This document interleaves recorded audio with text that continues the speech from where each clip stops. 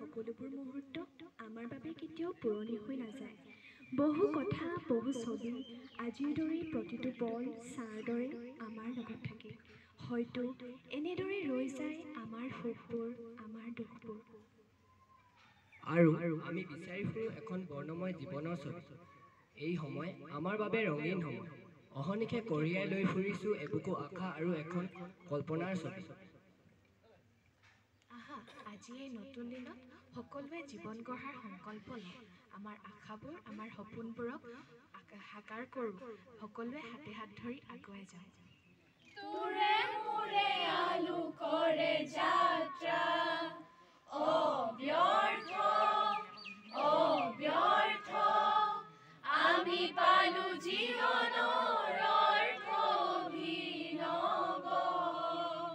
স্বাগত স্বাগত তীৰ্থ, স্বাগত স্বাগত তীৰ্থ, তোৰে মোৰে আলোকৰে যাত্ৰা, অব্যৰ্থ, অব্যৰ্থ, আমি পালো জীৱনৰ অৰ্থ অভিনৱ।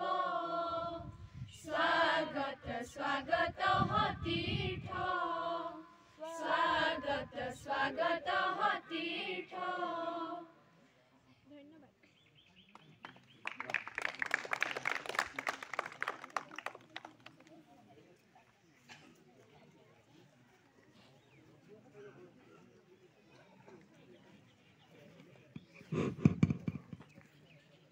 দেউকা মেলি দিকম জাতীয় বিদ্যালয়ৰ দশম শ্ৰেণী ছাত্ৰ ছাত্ৰীসকলে এটি বিশেষ অনুষ্ঠান তেওঁলোকে অনুষ্ঠিত কৰিলে।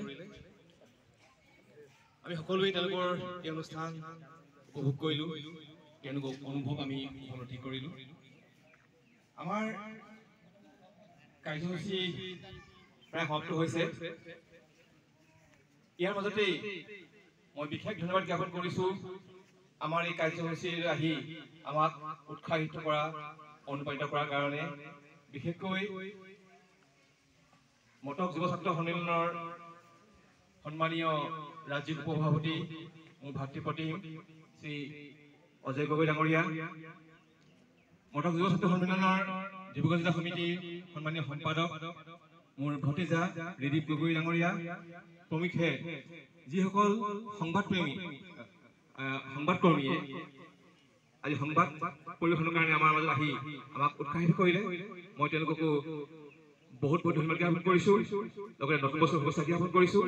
ইয়াৰ লগতে মই কৃতজ্ঞ হৈ ৰম নিশ্চয় বিদ্যালয়ৰ অভিভাৱক সমিতিৰ সন্মানীয় সভাপতি দীপ্ত শইকীয়া আৰু সম্পাদক সঞ্জয় কুমাৰ ডাঙৰীয়া। তেওঁলোকে আৰম্ভণিৰ পৰা আমাৰ লগত থাকি আমাক উৎসাহ তেওঁলোকে যোগাইছে, অনুপ্ৰেৰণা যোগাইছে।